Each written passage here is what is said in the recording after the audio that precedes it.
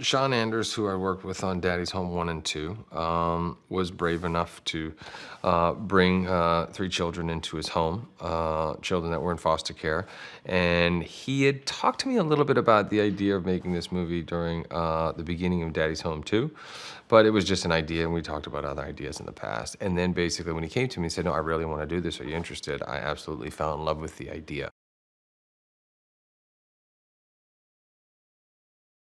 My wife and I have pretty much now become pretty successful in our business in flipping houses.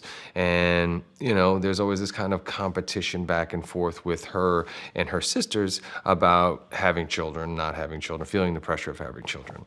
And so, like Sean kind of made an offhand remark to his wife one day about possibly adopting a child. So it'd be like they got it going when they were younger. As soon as she starts to realize that there are so many children in the foster care system who desperately need homes, you can't help but want to explore this and bring as many kids home as possible, not knowing all the different things that you will face bringing children into your home, all the things that they've been through, and just what it takes to kind of bond and connect and become a real family. So as of course, I'm resistant to the idea, but as soon as I see these kids and these beautiful faces, I'm like, oh my God, we have to look into this. And, it's a really becomes this kind of roller coaster of a ride.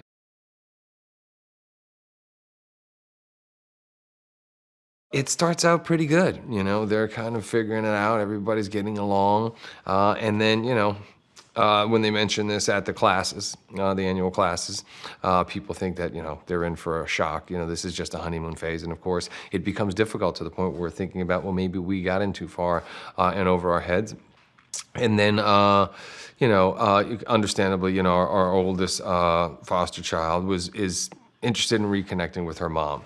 And so she's constantly pursuing that. And as we kind of realize, that we need them and they need us. And it's just kind of this roller coaster from we don't want to do this to what, no, we have to do this. We are family.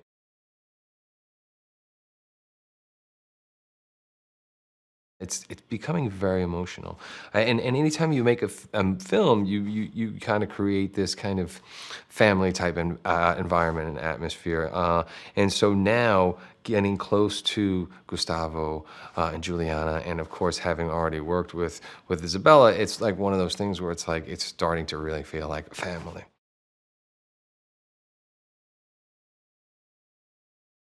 Yeah, everybody feels completely engaged and a part, an important and intricate part of the process. It's nice to see when like Octavia came or Tig came or Margot came. All these people that come in and they kind of just see that, wow, yeah, you always kind of have this kind of weird family feel to a movie set, but not like this. You know, it's like just sitting here in the set. I don't feel like I'm sitting on a set right now. You know, I feel like, what are these strangers doing in my living room? You know? Seriously.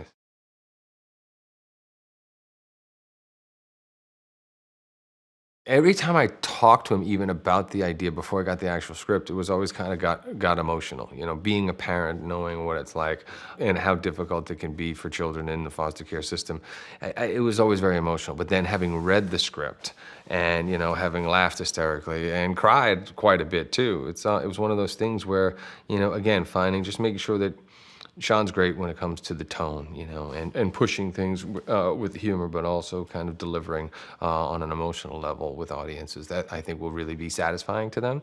And I have people ultimately feeling really good about having just spent 2 hours and kind of watching the story and hopefully encouraging and inspiring people to look into, children in the foster care system and bringing them home and creating a home for them.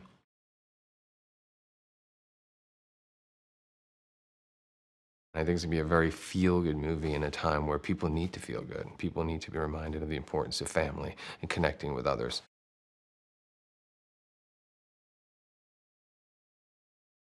Working with Tig and Octavia has been amazing. They do that whole good cop, bad cop type of thing, and they're very manipulative and very persuasive. And again, we kind of walk into this thing thinking, okay, we'll kind of adopt one child. Next thing you know, we meet this really kind of cool teenage girl, and they don't tell us that she comes attached with two other younger siblings.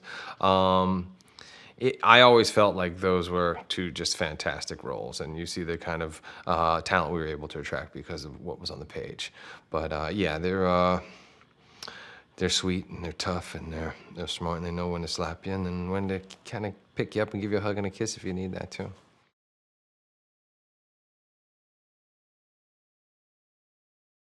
Working on Daddy's Home 1 and 2, obviously creating such a great bond with both kids in the movie, on and off screen. I was like, well, let me not get too close to the kids, and and of course now it's just like you can't help it. I just think that was. It was just instinctual as the character saying, and now that we've like really started to come together as we've gotten through, the shoot, it's one of those things where it's like, I don't know, it's like feel this real connection.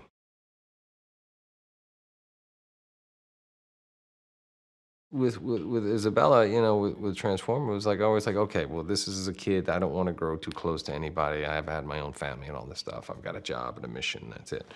The dynamic is different, both on camera and off camera.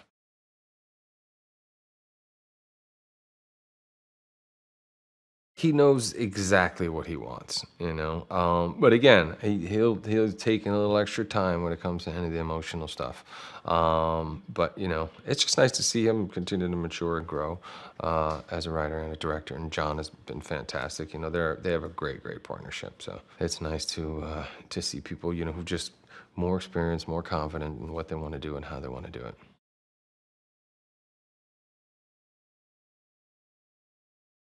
I still want to learn and explore more, and certainly encourage people to take a look. There's a lot of wonderful children in need of families. It's an amazing thing.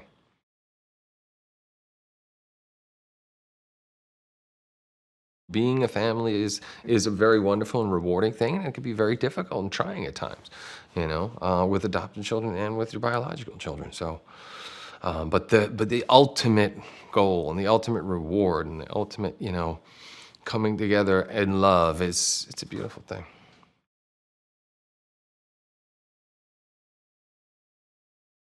To be able to go and laugh and cry and be reminded of the importance of family.